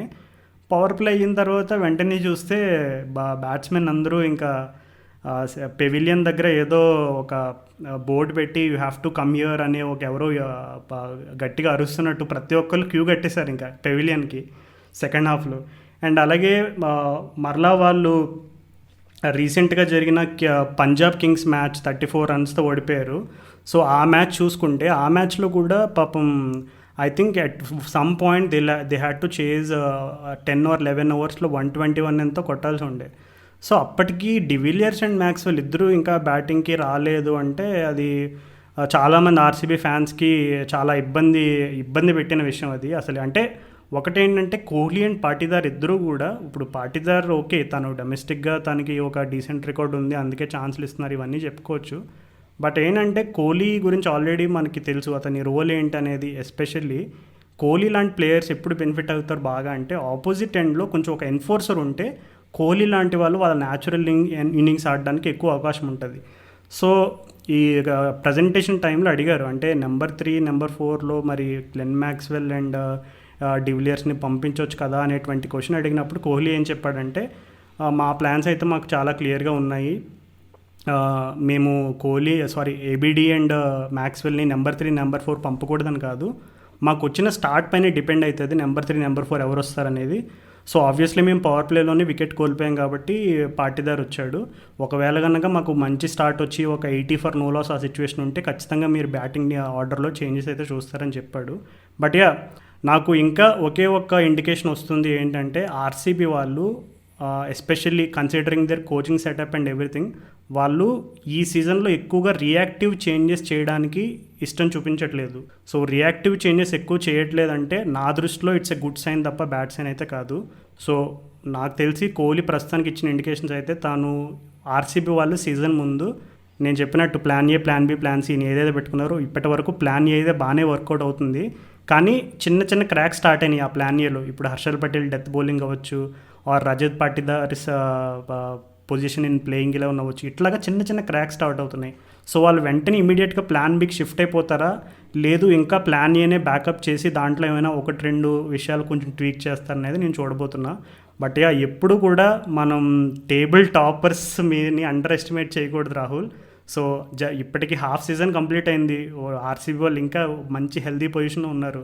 So I think it's just a matter of 2 to 3 games winning and before they head to the play offs. But Devdutt Padikkal, Maxwell and అలాగే de Villiers, so వీళ్ళ ముగ్గురు పైన batting డిపార్ట్మెంట్లో కొంచెం over డిపెండెంట్గా ఉన్నట్టు కనబడుతున్నారు. So వాళ్ళ ముగ్గురు మినహాయించి మిగిలిన వాళ్ళు క్లిక్ అయితే ఇంకా ఆర్సీబీ ఫ్యాన్స్కి పండగ. నువ్వు పడికల్ నువ్వు లాస్ట్ మ్యాచ్లో చూసుకుంటే మంచి క్వాలిటీ పేస్ బౌలింగ్కి అవుట్ అయ్యాడు నీకు. ఇషాంత్ శర్మ అయితే అసలు నీకు ఇదేంటి నువ్వు పిల్లాడు పోయి కూసా అన్నట్టు నీకు అవుట్ వేసి నీకు సడన్గా లోపల తీసుకొచ్చాడు, బోల్డ్ అయ్యాడు. ఇంకా నీకు మెరిడిత్ మీద అయితే నీకు పంజాబ్ మ్యాచ్లో అసలు ఇక ఫుల్ పేస్ వేసాడు మెరిడిత్. తను అసలు అంటే ఎందుకు అంటే మరీ ఇట్లా అంటే అంత పేస్ వేస్తున్నప్పుడు నువ్వు కొంచెం చూసుకొని తెలివిగా పేస్ యూజ్ చేసుకోవాలి, కానీ నువ్వు అడ్డంగా మాథ్యూ వేడెన్ స్టైల్లో కొట్టడానికి ట్రై చేయడం కొంచెం అక్కడ మిస్టేక్ అనుకుంటా. ప్రాబ్లీ తన వీక్నెస్ కొద్దిగా ఉన్నట్టుంది నీకు high pace bowling, quality pace bowling మీద నీకు పడికల్కి. సో అది మరి అది బాగా ప్రతి టీంకి ఉన్న మంచి బౌలర్స్ పక్కా ఎక్స్ప్లోయిట్ చేస్తారు. నీకు ఇప్పుడు రాజస్థాన్ రాయల్స్ మీద 100 కొట్టాడు, కానీ అప్పుడు వాళ్ళకి రాజస్థాన్ రాజు నీకు ఉన్నాడు కట్టు వీళ్ళంతా నీ సకార్య కానీ వీళ్ళందరూ కానీ నీకు క్వాలిటీ పేసర్స్ ఎవరు లేకుండా మారిస్ కూడా నీకు తను ఓపెనింగ్ స్పెల్ కాకుండా కొంచెం లేట్గా వేసాడు. తను కూడా అంతే నీకు అంత టెస్ట్ మ్యాచ్ బౌలర్ టైప్ ఏం కాదు. సో ఒక క్వాలిటీ న్యూ బాల్ బౌలర్ ఉంటే పడికల్ని ఈజీగా అవుట్ చేయొచ్చు మనకు అర్థమవుతుంది. సో అది వాళ్ళు చూసుకోవాలి ఆర్సీబీ వాళ్ళు. అండ్ అసలు రజత్ పాటీదార్ తను మాత్రం అదేంటి ఢిల్లీ క్యాపిటల్స్ మ్యాచ్లో మంచి కాన్ఫిడెంట్గా కనిపించాడు మిడిల్ ఆర్డర్లో. నీకు రన్ బాల్ ఆడినా కానీ నీకు ఓకే ఏదో కాన్ఫిడెంట్ బ్యాట్స్మెన్ అనుకున్నాం. తర్వాత నీకు వచ్చేసరికి నీకు నెక్స్ట్ మ్యాచ్లో మరి పంజాబ్ కింగ్స్ అసలు మినిమం తను కొట్టడానికి ట్రై చేసిన అవుట్ అవ్వడానికి ట్రై చేసినా కానీ అవుట్ అవ్వడానికి చేతకాలి అసలు. కానీ అంటే ఏబీ డివిలియర్స్ని ఎన్ని రోజులు సావగొడతారు అనేది పాయింట్ అనమాట. మ్యాక్స్వెల్ ఈ 2 లో స్కోర్లు వచ్చినాయి, మరి 2 ఫెయిల్యూర్లు మరి ఈ వీక్లో. మరి తను మళ్ళీ ఎవ్రీ మ్యాచ్ మరి మ్యాక్స్వెల్ ఫస్ట్ 1 week ఆడిన పర్ఫార్మెన్స్ ఉంటుందా అని డౌట్. సో కోహ్లీ అయినా మ్యాక్స్వెల్ అయినా ఇద్దరిలో ఒక్కరైనా నీకు డివిలియర్స్కి సపోర్ట్ ఇవ్వకపోతే మాత్రం ఆర్సీబీ కష్టమే. అండ్ బౌలింగ్ వచ్చేసి సిరాజ్ కూడా మనం ఈ వీక్ పర్ఫార్మెన్స్ చూసుకుంటే అంతా నీకు స్టార్టింగ్లో ఇచ్చినంత మంచిగా వేయలేదు నీకు. మరి పటేల్ కూడా నీకు టీమ్స్ నీకు రీడ్ చేస్తున్నాయి slower balls. So they have problems. Kyle Jamieson కూడా నీకు డెత్లో నీకు బాగా టార్గెట్ చేసాడు, నీకు ఎస్పెషల్లీ హెట్మైర్ బాగా టార్గెట్ చేసుకొచ్చాడు. సో మొత్తానికి వీళ్ళ బౌలింగ్ ప్లాన్స్ అవి అంతా నీకు మంచిగా వేస్తున్నావు, మంచి ప్లాన్డ్గా వేస్తున్నా కానీ నీకు ఓవర్ రిలయన్స్ ఆన్ డివిలియర్స్ మాత్రం వాళ్ళని హర్ట్ చేస్తుంది రాజు. అది వాళ్ళు ఏం చేస్తారో చూడాలి. సో అది ప్రతి సీజన్ కామన్గా ఉండేది రాహుల్. సో డివిలియర్కి సంబంధించి ఎన్నో క్వశ్చన్ మార్కులు వస్తాయి అతని బ్యాటింగ్ పొజిషన్ గురించి. But yeah, at the end of it all వాళ్ళు ప్లే ఆఫ్స్కి పోవడం అయితే ప్రస్తుతానికి అన్ని విధాలుగా వాళ్ళకి పోయే అవకాశాలు అయితే పుష్కలంగా ఉన్నాయి. సో ఆ ప్లే ఆఫ్స్కి పోయే ముందు వాళ్ళ కాంబినేషన్స్లో ఏదైనా ఒకటి రెండు చిన్న ఇష్యూస్ ఉంటే కనుక సార్ట్ అవుట్ చేసుకుంటే ఖచ్చితంగా still I think they are very strong team given the way they started. కానీ ఒకే ఒక విషయం ఏంటంటే వాళ్ళ టేబుల్ లాస్ట్లో ఈ సీజన్ ఎవరున్నారని ఒకసారి చూసుకుంటే వాళ్ళు ఎందుకు ఆఖరిలో ఉండిపోయారని క్వశ్చన్ మార్క్ వేసుకుంటే ఆర్సీబీ వాళ్ళకి అర్థమవుతుంది. నెంబర్ 3, నెంబర్ 4 పొజిషన్లతోటి అనవసరంగా ఏ టీం అయితే ఎక్స్పెరిమెంట్ చేసిందో వాళ్ళు టేబుల్ లాస్ట్లో ఉన్నారు ఈరోజు. సో ఆర్సీబీ వాళ్ళు పాపం అట్లాంటి టీమ్స్ చూసుకుని వాళ్ళైనా రియలైజ్ అయ్యి నెంబర్ 3, నెంబర్ 4 అనేది ఒక హోలీ పొజిషన్, అది చాలా ప్రెషియస్ పొజిషన్. దాన్ని కేర్ఫుల్గా యూస్ చేసి కేర్ఫుల్గా దాన్ని స్ట్రాటజికల్గా మనం ప్లేయర్స్ని పంపిస్తే మ్యాచ్ రిజల్ట్స్ మన ఫేవర్లో వస్తాయనే సత్యాన్ని గ్రహించి త్వరగా వాళ్ళు ఇష్యూస్ని సార్ట్అవుట్ చేసుకుంటారని అనుకుంటున్నా. అలా కాకుండా నెంబర్ 3, నెంబర్ 4 తోటి మ్యూజికల్ చైర్లో ఎక్స్పెరిమెంట్లు చేస్తే మాత్రం పాపం ఇప్పుడు వచ్చే నెక్స్ట్ వీక్లో మళ్ళీ రిజల్ట్స్ మరి వాళ్ళ ఫేవర్లో ఉంటాయా లేదనేది ఐ థింక్ వాళ్ళు నెంబర్ 3, నెంబర్ 4 పొజిషన్స్లో మళ్ళీ ఎక్స్పెరిమెంట్లు చేస్తారనే దానిపైన ఆధారపడి ఉంటుంది. ఒకవేళ ఎక్స్పెరిమెంట్లు చేస్తూ ఉంటే కనుక ఖచ్చితంగా రిజల్ట్స్ వాళ్ళ ఫేవర్లో వస్తాయనేది నేను అనుకోవట్లేదు. ఎక్స్పెరిమెంట్ చేయకుండా ఒక క్లియర్ సార్టెడ్ అవుట్ ప్లాన్ తోటి స్ట్రాటజికల్గా నెంబర్ 3, నెంబర్ 4 పొజిషన్స్లో కీ ప్లేయర్స్ని పంపిస్తే మరలా RCB will be back to form అని అనడంలో నాకైతే ఏమాత్రం సందేహం లేదు. చాహల్ కూడా deeper into the tournament improve అవ్వాలి పర్ఫార్మెన్స్. తను అంత నీకు మొన్న పంజాబ్ మ్యాచ్లో కొన్ని ఓవర్లు కొంచెం మంచిగా వేస్తున్నట్టు అనిపించింది. బట్ స్టిల్ గేల్ అటాక్ చేయడం వల్ల తన ఫిగర్స్ బాగాలేవు, కానీ కొంచెం బెటర్గా వేస్తున్నాడు అనిపించింది నాకు చాహల్. సో హోప్ఫుల్లీ తను గోయింగ్ ఫార్వర్డ్ బాగా వేసి నీకు కొంచెం బౌలింగ్లో నీకు సిరాజ్కి వీళ్ళకి హెల్ప్ చేస్తాడు అనుకుందాం. ఓకే, కానీ నెక్స్ట్ టీం గురించి మాట్లాడుకుందాం మనము. ముంబై ఇండియన్స్ అయితే సో చూసుకుంటే మే వచ్చేసింది. మే రాగానే ముంబై ఇండియన్స్ బాగా ఆడతారు మామూలుగా. ఈసారి కూడా చూస్తే అట్లనే అనిపిస్తుంది మరి. సో వాళ్ళు స్టార్టింగ్లో నీకు ఒక 2 మ్యాచ్లు గెలిచారు, తర్వాత నీకు 3 ఓడిపోయారు. అండ్ దెన్ మళ్ళీ అగైన్ నీకు నిన్న మ్యాచ్ అసలు వాళ్ళ రైవలరీ మ్యాచ్, వాళ్ళ భర్త శత్రువులైన సిఎస్కేని నీకు ఓడగొట్టారు నీకు అసలు. సో అసలు ముందు నిన్న మ్యాచ్ అసలు నువ్వు చేసేటప్పుడు నువ్వు ముంబై గెలుస్తుంది అనుకున్నావా? అంటే ఆల్ కన్సిడరింగ్ నీకు సిఎస్కే వాళ్ళ వీక్ బౌలింగ్ అటాక్ ఉన్నా కానీ 220 స్కోర్ అనేది కష్టం. కానీ ఎస్పెషల్లీ నీకు ఒకసారి నీకు ఓపెనింగ్ పార్ట్నర్షిప్ తర్వాత ఇమీడియట్ వికెట్లు పడ్డాయి, సడన్గా స్లో డౌన్ వచ్చింది. ఇక్కడి నుంచి పొలాడ్ ఒక్కడే ఒంటి చేత్తో గెలిపించగలడు అనుకున్నావా లేదా? కన్సిడరింగ్ పాండ్యా కూడా ఫామ్లో లేడు. రాహుల్, క్రికెట్లో ఎప్పుడైతే అనలిటిక్స్ అనే దాని విషయానికి కొంచెం కీలక పాత్ర ఇచ్చి కొంచెం డేటా పాయింట్ ఆఫ్ వ్యూలో క్రికెట్ని చూడడం స్టార్ట్ చేసిన తర్వాత నేను ఎప్పుడు కూడా చేజింగ్ టీం ఎవరైనా నేను ఒకటి చూస్తాను, ఆ రిక్వైర్డ్ రన్ రేట్ అనేది చూస్తాను. So required run rate 12 point something ఉందంటే నేను ఒకటి పెట్టుకుంటాను మైండ్లో, 2 6లు. ఎందుకంటే 12 రన్స్ అంటే ఇట్స్ నాట్ అబౌట్ 6 బాల్స్, అక్కడ it's about 2 6s in an over అనమాట. సో బ్యాట్స్మెన్ ఎవరున్నారో చూస్తాను నేను. సో నేను లాస్ట్ 5-6 ఓవర్స్ చూస్తున్నప్పుడు I think Mumbai Indians required run rate 14 point something ఎంత ఉంది. క్రీజ్లో చూస్తే అప్పటికి కైరన్ పోలార్డ్ ఉన్నాడు, కృణాల్ ఉన్నాడు, అండ్ ఇంకా హార్దిక్ రావాలి అండ్ జేమ్స్ నీషన్ రావాలి. సో వీళ్ళ నలుగురు 6 హిట్టర్స్ అన్న విషయం అందరికీ తెలుసు. అంటే అట్లీస్ట్ పోనీ కృణాల్ పాండ్యాని పక్కన పెట్టేస్తే James Neesham is good enough, at least decent. మరీ పొలార్డ్ అండ్ హార్దిక్ పాండ్యా అంత కాకపోయినా జేమ్స్ నీషమ్ కూడా నుంచి 6లు కొట్టగలిగే ఎబిలిటీ ఉంది. అండ్ హార్దిక్ అండ్ పొలార్డ్ గురించి నేను స్పెషల్గా మెన్షన్ చేయాల్సిన అవసరం. సో నాకైతే అప్పటికి మా ఫ్రెండ్ ఒక అతను మెసేజ్ కూడా చేశాడు, ఎవరు గెలుస్తారంటే నేను ఒకటే చెప్పా, పొలార్డ్ కనుక 18th 19th ఓవర్ వరకు ఇంకా క్రీజ్లో ఉన్నాడంటే ఈ ముంబై ఇండియన్స్దే ఖచ్చితంగా మ్యాచ్ ఇంకా మోస్ట్లీ సిఎస్కే కష్టం అన్నట్టుగా నేను ఊహించాను. అండ్ అనుకున్నట్టుగానే జరిగింది. లాస్ట్ ఓవర్లో ఎన్ని మతలబులు జరిగినాయి. సో యా, నేను చూసే పద్ధతి అయితే చాలా క్లియర్ ఉంటుంది రాహుల్. లాస్ట్ 5 ఓవర్స్ అయినా 6 ఓవర్స్ అయినా ఎంతమంది హిట్టర్స్ ఉన్నారనేది చూస్తాను. ఒకవేళ కనుక ఓవర్కి 2 6లు కొట్టాల్సిన సిచ్యువేషన్ ఉంటే కనుక most of the times batting టీమే విన్ అవుతుందని నేనైతే బలంగా నమ్ముతాను. అండ్ ఐపీఎల్ ట్రెండ్ కూడా దానికి మనని రుజువు చేస్తుంది, ఎందుకు ఇట్లాంటి ప్లేయర్స్ అందరూ సక్సీడ్ అవుతారనేది. సో యా, నాకైతే అది కంప్లీట్లీ అన్ఎక్స్పెక్టెడ్ రిజల్ట్ అయితే కాదు last night. But yeah, CSK వాళ్ళు బ్యాటింగ్ చేసిన తర్వాత అబ్బో ఈ స్కోర్ చేసి చేయడం చాలా కష్టం అని అనిపించింది. బట్ పొలార్డ్ లాంటి ప్లేయర్స్ అండ్ డివిలియర్స్ లాంటి ప్లేయర్స్ ఒంటి చేత్తో మ్యాచ్ని ఎట్లా మార్చేస్తారు, ఎట్లా తిప్పేస్తారు అనేది మనం చాలాసార్లు చూసాము. సో ఇది కొత్త ఏం కాదు. సో సేమ్ అది ఎలాగైతే కొత్త కాదో నిన్న చూసిన రిజల్ట్ కూడా నాకంత షాకింగ్ సర్ప్రైజింగ్ అయితే కాదు. బేసిక్గా ముంబై వాళ్ళు ఎప్పుడైతే చెపాక్ నుంచి బయటపడ్డారో వాళ్ళు కొంచెం ఊపిరి పీల్చుకొని బాగా ఆడుతున్నట్టు అనిపిస్తుంది. అండ్ అసలు ఇప్పుడు మనం ఢిల్లీ పిచ్ గురించి మాట్లాడుకుంటున్నాం. అసలు కంప్లీట్ పరాకాష్ట ఉంది అసలు చెపాక్. అసలు నీకు ముంబై కూడా నీకు ఈసారి వాంకడే పిచ్ కూడా నీకు యాజ్ యూజువల్గా నీకు హై స్కోరింగ్ వెన్యూ ఉండే, నీకు అహ్మదాబాద్లో నాకు తెలిసి కొంచెం బాగా మంచి క్వాలిటీ కాంటెస్ట్లు అవుతున్నాయని చెప్పుకోవచ్చు. నీకు టీమ్స్ మధ్యలో అంటే పిచ్ నీకు పేస్కి బౌన్స్కి స్పిన్ అన్నీ ఆఫర్ చేస్తుంది.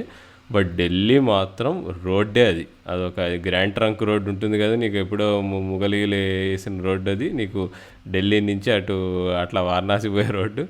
సో అట్లా అంత ఫ్లాట్ రోడ్డు. అసలు ఆ ఫ్లాట్ పిచ్ మీద అసలు టీమ్స్ మరి అంటే బౌలర్స్ అసలు ఇమ్మెటీరియల్ ఎవరేసిన నిన్న ధోని కూడా అన్నాడు, నీకు ఎవరేసినా సంబంధం లేదు ఈ పిచ్ పైన, you will get hit. So అలా కొట్టించుకున్నప్పుడు కూడా నెక్స్ట్ బాల్ మంచిగా వేయడానికి ట్రై చేయాలని అనుకోవాలి, కానీ ఇంకేమీ ప్రార్థించలేము అని. అండ్ టాకింగ్ అబౌట్ అంటే అంటే నీకు ముంబై ఇండియన్స్ పర్ఫార్మెన్స్ గురించి మాట్లాడుతుంటే ఈ కృణాల్ పాండ్యా అంటే బౌలింగ్ నెగిటివ్ అయింది, నిన్న బ్యాటింగ్ కూడా ఎందుకో తన వల్లే ఇంకా కష్టమైంది అనిపించింది. ఒకవేళ తను కొంచెం నీకు ఫ్యూ బౌండరీస్ కొట్టుంటే ఇంకా ఈజీ అయి ఉండేది ఆ పార్ట్నర్షిప్లో, తను పొలాట్ చేసిన పార్ట్నర్షిప్లో. కానీ ఒకటి పాజిటివ్ ఏంటంటే నిన్నటితో హార్దిక్ పాండ్యా ఎవరైతే కంప్లీట్లీ అవుట్ ఆఫ్ ఫామ్ ఉండేనో చెపాకులు ఆడుతున్నప్పుడు, ఇప్పుడు నిన్న మ్యాచ్లో నీకు 2 సిక్స్లు కొట్టి ఎండింగ్లో నీకు చాలా ఇంపార్టెంట్ రోల్ ప్లే చేశాడు అనమాట. సో తను పొలార్డ్ ఇద్దరు బాగా ఆడుతూ కృణాల్ కూడా కొద్దిగా కాంట్రిబ్యూట్ చేసి ఉంటే ఇక నీకు మళ్ళీ ముంబై ఇండియన్స్ వాళ్ళు మళ్ళీ టేబుల్ పైకి వెళ్ళిపోతారు నాకు తెలిసి. అవును రాహుల్, వాళ్ళు ఈ వీక్లో 2 విక్టరీస్, ఒకటి రాజస్థాన్ రాయల్స్ పైన, ఇంకోటి సిఎస్కే పైన. రాజస్థాన్ పైన 7 వికెట్స్తో గెలిచారు అండ్ అలాగే నిన్న సిఎస్కేతో 4 వికెట్స్తో గెలిచారు. అండ్ డికాక్ రాజస్థాన్ మ్యాచ్లో 50 బాల్స్లో 70 కొట్టాడు. అంటే ఇప్పటివరకు తన సీజన్లో జరిగిన మ్యాచెస్లో పెద్దగా పర్ఫామ్ చేయలేదు, బట్ ఆ మ్యాచ్తో కొంచెం ఒక విధంగా మరలా ఫామ్లోకి రావడం అనేది ముంబై ఇండియన్స్ ఫ్యాన్స్కి చాలా హ్యాపీ న్యూస్. ఎందుకంటే రోహిత్ శర్మ సిగ్నల్స్ చూపిస్తున్నాడు కానీ కొంచెం ఆ 30, 40స్ని 100s, 90s అట్లా తీసుకెళ్ళట్లేదు. సో ఇట్లాంటి సిచ్యువేషన్లో అండ్ సూర్యకుమార్ యాదవ్ కూడా కొంచెం ఈ సీజన్లో బాగానే స్టార్ట్ అయినా 56, 31తో స్టార్ట్ అయిన తర్వాత స్కోర్స్ చూసుకుంటే 10, 24, 33, 16, 3. సో ఆ నెంబర్ 3 పొజిషన్లో తను కొంచెం మిస్ఫైర్ అవుతున్నా ఇప్పుడు డికాక్ ఫామ్లోకి రావడం అండ్ అలాగే మిడిల్ ఆర్డర్లో పొలార్డ్, హార్దిక్ పాండ్యా లాంటి పిక్ హిట్టర్స్ ఉండడం అనేది ముంబైకి ఇప్పుడే కాదు ఎప్పటి నుంచో అడ్వాంటేజ్. అండ్ అలాగే ఈ సీజన్లో కూడా అది మరొకసారి ప్రూవ్ అవుతుంది. అండ్ అలాగే మరి ఇషాన్ కిషన్ని డ్రాప్ చేశారు రాజు. మరి what you say about that? మరి నువ్వు ఇషాన్ కిషన్ మరి పోయినాడు, అంత ఇంపాక్ట్ క్రియేట్ చేశాడు, మన ఇంగ్లాండ్ T20 సిరీస్లో కూడా బాగా ఆడాడు. మరి తన్ని డ్రాప్ చేయడం మరి అది ఎంతవరకు న్యాయం అంటావు? మరి తను సరిగా అంటే ఆఫ్కోర్స్ పర్ఫార్మెన్స్ సరిగ్గా లేదు. అంటే ఇషాన్ కిషన్ ఇప్పుడు కృణాల్ పాండ్యాని బౌలింగ్గా కన్సిడర్ చేయనప్పుడు అంటే ఇప్పుడు కృణాల్ పాండ్యా నాకు తెలిసి ఇషాన్ కిషన్ పొజిషన్ ఎవరి పొజిషన్లోకైనా రాగలడు, ఎవరి పొజిషన్లోకి రాగలడు అనేది ఇప్పుడు మనం ముంబై 11 ఓపెన్ చేసుకుని చూస్తే నాకు తెలిసి ఒకే ఒక్క పేరు తడుతుంది, అదేంటంటే కృణాల్ పాండ్యా. సో కృణాల్ పాండ్యా ఇచ్చే ఒక చిన్న అడ్వాంటేజ్ ఏంటంటే తనకు బౌలింగ్ ఉంది. సో ఇప్పుడు ఒకవేళ ఏదన్నా సిచ్యువేషన్లో ఒక ఓవర్ కవర్ చేయాలి అనే టైంలో పోనీ ఏదన్నా ఒక మంచి మ్యాచప్ ఉండి కృణాల్ పాండ్యా ఉంటే అవసరం అవుతాడు కాబట్టి కృణాల్ పాండ్యాని తీసుకుంటున్నారు. అదొక్క ఫ్యాక్టర్ మినహాయిస్తే నాకు ఇషాన్ కిషన్ పక్కన పెట్టడానికి ఏ రీజన్స్ కనబడట్లేదు. అండ్ నాకు తెలిసి ముంబై ఇండియన్స్ కూడా నేను అనుకున్నట్టుగా కృణాల్ పాండ్యాతో ఒక చిన్న ఎక్స్ట్రా ఎడ్జ్ ఉంటుంది, మనకి ఒక బౌలింగ్ ఆప్షన్ ఎక్స్ట్రా ఉంటుంది. సో ఎప్పుడు కూడా T20 గేమ్స్లో ఒక ఎక్స్ట్రా బౌలింగ్ ఆప్షన్ ఉండడం వల్ల అడ్వాంటేజ్ తప్ప డిసడ్వాంటేజ్ అయితే ఉండదు అనే కాన్సెప్ట్తో ముంబై ఇండియన్స్ కృణాల్ పాండ్యాకి ఛాన్సెస్ ఇస్తున్నారని నేను అనుకుంటున్నాను. లేదంటే కనుక ప్యూర్ బ్యాటింగ్ సెన్స్లోనే పోవాలి, మనకి ఇంకా బ్యాటింగ్ డెప్త్ ఎక్కువ కావాలి, బౌలింగ్ అవసరం లేదు అనేటువంటి ఆలోచన ఉంటే మేబీ ఇషాన్ కిషన్ కూడా ఛాన్స్ లేవచ్చు. బట్ ప్రస్తుతానికైతే నాకు వాళ్ళ టీమ్ సెలెక్షన్లో కానీ ఇషాన్ కిషన్ ఎందుకు తీసుకోవట్లేదు అనే విషయాలపైన అయితే ఎక్కువ అవి అంత విమర్శించదగ్గ విషయాలని అయితే నాకు అనిపించట్లేదు. ఓకే, అయితే మరి ఇప్పుడు నిన్న మ్యాచెస్ కూడా కృణాల్ పాండ్యా ఒక్క ఓవర్ కూడా వేయలేదు నువ్వు చెప్పినట్టు. అసలు నీకు పొలార్డ్ వేసాడు కొద్దిగా బౌలింగ్, కానీ నీషం ఒక ఓవర్ వేసాడు. So Krunal Pandya just batting కోసమే ఉన్నట్టు మరి నిన్న. నాకు అదేలే వీళ్ళ దగ్గర వచ్చే వీక్నెస్ ఇప్పుడు ఒకటే, నీకు జయంత్ యాదవ్ ఆడిస్తున్నారు, తను అంత గొప్పగా వేస్తే ఎట్లే తను ఓకే, తను ఆ మ్యాచ్అప్స్ కోసం అంత ఆడిస్తున్నా కానీ అంత ఎఫెక్టివ్ ఉండట్లే. నీకు ఆ ఢిల్లీ క్యాపిటల్స్ మ్యాచ్లో కూడా లాస్ట్ వీక్ అట్లా తను ఆడించినా కానీ తన్ని అంటే ఈజీగా ఆడేసుకున్నారు ఆ చపాక్ పిచ్లో. అండ్ మొన్న రాజస్థాన్ మ్యాచ్లో కూడా నీకు ఓకే, నీకు ఏ సైడ్ కానీ బౌలింగ్ అంత గ్రౌండ్ బ్రేకింగ్ ఏం లేకుండే. బట్ అంటే నీకు రాహుల్ చహర్ ఎంత సూపర్గా వేస్తున్నాడో తనకి తోడుగా ఉండే స్పిన్నర్ ఎవరు సరిగ్గా లేరు. మేబీ వాళ్ళు going in to the tournament, ఈ ఎస్పెషల్లీ ఈ హై స్కోరింగ్ వెన్యూ ఈ ఢిల్లీలో వాళ్ళు మేబీ ఇద్దరు లెగ్ స్పిన్నర్లు, ఇప్పుడు చాహర్ ఇంకా పీయూష్ చావ్లా ఇద్దరు ఆడితే బాగుంటుందేమో అనుకుంటున్నా వికెట్ టేకింగ్ ఆప్షన్గా. నీకు ఎట్లయినా నీకు ఇప్పుడు కృణాల్ పాండ్యా బౌలింగ్ వేస్తే కొడుతున్నారు సిక్స్లు, ఎవరు బుమ్రా వేస్తే కొడుతున్నారు సిక్స్లు ఆ పిచ్ పైన. ఏముంది నీకు నీకు పీయూష్ చావ్లాకి ఇస్తే ఏమైనా వికెట్ టేకింగ్ ఆప్షన్గా అయినా పనికొస్తాడు మిడిల్ ఓవర్స్లో. సో ఆ టాక్టిక్ కోసం వెయిటింగ్ నేను. సో 2 లెగ్ స్పిన్నర్స్తో ముంబై ఆడడం చూద్దాం రాహుల్, మరి వాళ్ళు ముందు వాళ్ళ టాక్టిక్స్ ఎలా ఉంటాయి అనేది. సో యా, మూవింగ్ ఆన్, మన నెక్స్ట్ మనం మాట్లాడుకోవాల్సిన టీం వచ్చేసి Punjab Kings. So Punjab Kings వాళ్ళు ఈ సీజన్లో ఒక్క మ్యాచ్ గెలిచారు అండ్ ఒక్క మ్యాచ్ ఓడిపోయారు. సో ఈ వీక్లో పంజాబ్ కింగ్స్ పర్ఫార్మెన్స్లో నీకు హైలైట్ ఏంటి? ఈ వీక్ అసలు నా ఫేవరెట్ పర్ఫార్మెన్స్ పంజాబ్ కింగ్స్లో గేల్ రాజు. అసలు ఇది అసలు మొన్న అంటే తను ఆడే నీకు ఇంకా లెవెల్ ఆఫ్ కన్సిస్టెన్సీ మెయింటైన్ చేయగలుగుతున్నాడు ఈ ఏజ్లో అంటే గ్రేట్ అసలు. మొన్న అయితే నీకు ఆర్సీబీ మ్యాచ్లో చాహల్ని అయితే అడ్డంగా కొట్టాడు అసలు. చాహల్నే కాదు, నీకు ఇదేంటి జేమిసన్ కూడా 6 కొట్టాడు అనుకుంటా అసలు. సో క్రిస్ గేల్ ఈజ్ అంటే ఫర్ ఎవర్ నీకు IPL legend, T20 legend. So Gayle value ఎట్లుందంటే పంజాబ్కి అసలు తను 40+ కొట్టిన మ్యాచెస్ అన్నీ పంజాబ్ గెలిచారు. తను ఆడకపోతే వాళ్ళు గెలవట్లేదు పంజాబ్ వాళ్ళు. సో తను మామూలుగా ఇంపాక్ట్ క్రియేట్ చేయట్లేదు. ఎస్పెషల్లీ నీకు నికోలస్ పూరన్ డక్కుల మీద డక్కులు పెడుతున్నాడు, గుడ్ల మీద గుడ్లు పెడుతున్నాడు. సో తను అసలు ఇప్పుడు క్రిస్ గేల్ రోల్ చాలా ఇంపార్టెంట్ అయిపోయింది. సో తనకు తోడుగా మేబీ ఇప్పుడు హూడా మరి ఫస్ట్ మ్యాచ్ ఆడాడు, తర్వాత కొద్దిగా ఆడుతున్నట్టు అనిపించాడు కానీ తను ఫెయిల్ అవుతున్నాడు. సో కేఎల్ రాహుల్ ఎప్పట్లానే నీకు ఆరెంజ్ క్యాప్ కోసం ఆడుతూనే ఉన్నాడు, తన గురించి మనం పెద్ద డిస్కస్ చేయనక్కర్లేదు. బట్ ఒకటి ఏంటంటే నిన్న ఈ మ్యాచ్లో ఆర్సీబీ మ్యాచ్లో తను కొంచెం స్ట్రైక్ రేట్ నీకు డౌన్ కాకుండా మెయింటైన్ చేశాడు. అండ్ గేల్ రాజు అంతే, నాకు పంజాబ్ వాళ్ళు ఇంకా వాళ్ళు ప్లే ఆఫ్స్కి వెళ్తారు అంటే దానికి వాళ్ళకు ఉన్న ఏకైక ఆప్షన్ అక్కడ గేల్ వల్లనే వాళ్ళు గెలిస్తే గెలవాలి, లేదంటే ఏమో క్రిస్ గేల్ గురించి కొంచెం ఎక్కువ ఊహించుకుంటున్నాయో అనిపిస్తుంది. సో కానీ కేఎల్ రాహుల్ ఎందుకో అంటే అంతకుముందు మనం మాట్లాడుకున్నప్పుడు పృథ్వీ షా, శివం మావిని చూసినప్పుడు ఎట్లయితే అరే వీడి నేను చిన్నప్పటి నుంచి వీడితోనే ఆడుతున్నాను, పర్లేదు వీడి బౌలింగ్ ఈజీగా ఎదుర్కోగలను కాన్ఫిడెంట్గా ఎట్లయితే కొట్టాడు. కేఎల్ రాహుల్ కూడా ఎంతైనా కర్ణాటక కుర్రాడు. మరి నాకు తెలిసి ఆర్సీబీ బౌలింగ్ చూసిన ప్రతిసారి తనకి మరి ఏమవుతుందో నాకు తెలియదు, కానీ దగ్గర లాస్ట్ 3 or 4 మ్యాచెస్లో ఆర్సీబీ పైన అసలు డిస్మిస్సే కాలేదంట. అంటే if it is any indication of how much ఈ లైక్స్ ఆర్సీబీ, ఇంకా మనం వేరే ప్రూఫ్ అయితే అవసరం లేదు. సో ఒకటైతే నాకు బాగా గుర్తుంది, కేఎల్ రాహుల్ ఫస్ట్ టైం అంటే ఈ వీక్లో వాళ్ళు ఎప్పుడైతే కేకేఆర్ పైన 5 వికెట్స్తో ఓడిపోతారో అది చాలా డిఫ్లేటింగ్ పర్ఫార్మెన్స్. ఇంకా అసలు కంప్లీట్లీ ఇంకా పంజాబ్ కింగ్స్ వాళ్ళు అరే ఏంద్రా ఎన్ని సీజన్స్ ఇట్లాగే ఈ గేమ్స్ ఎన్ని ఓడిపోతాం, అసలు ఈ కాంపిటీషన్ కూడా ఇవ్వకుండా ఏంద్రా మన టీము అనేటువంటి ఒక భయంకరమైన చాలా ఇంకా జీర్ణించుకోవడానికి కష్టతరమైనటువంటి విషయంలాగా కేఎల్ రాహుల్ని కనుక ఎవరైనా కేకేఆర్ ఓడిపోయిన వెంటనే ప్రజెంటేషన్ టైంలో కేఎల్ రాహుల్ని చూసిన వాళ్ళు ఎవరికైనా సరే నేను ఇందాక పలికిన మాటలే గుర్తొస్తాయి. ఎందుకంటే అసలు ఏం మాట్లాడలేకపోయాడు. ప్రజెంటర్ అడిగారు ఏం చెప్తావు పర్ఫార్మెన్స్ గురించి అంటే ఒక 2 minutes మాట్లాడకుండా ఊపిరి తీసుకుంటూ ఊపిరి వదులుతూ నాకేం మాట్లాడాలో అర్థం కావట్లేదు, I don't even know how to sum up అనే టైప్లో చెప్పాడంటే అంత క్లూలెస్ పర్ఫార్మెన్స్ నుంచి మరలా ఆర్సీబీ పైన కన్విన్సింగ్గా 34 runsతో గెలవడం. కన్విన్సింగ్ కూడా ఎందుకంటే ఆ లాస్ట్లో హర్షల్ పటేల్ మ్యాజిక్ కనుక లేకపోయి ఉంటే ఈజీగా ఇంకా ఎక్కువ మార్జిన్తో గెలిచేవారు. But yeah ifs and buts అనేవి పక్కన పెట్టేస్తే కనుక on a very serious note hats off to Harpreet Brar. అంటే IPL is all about unearthing young Indian talent. So Harpreet Brar అనేటువంటి ఒక ముత్యం అయితే, మోగాలో పుట్టిన ఒక ముత్యం అయితే బయటకు వచ్చింది.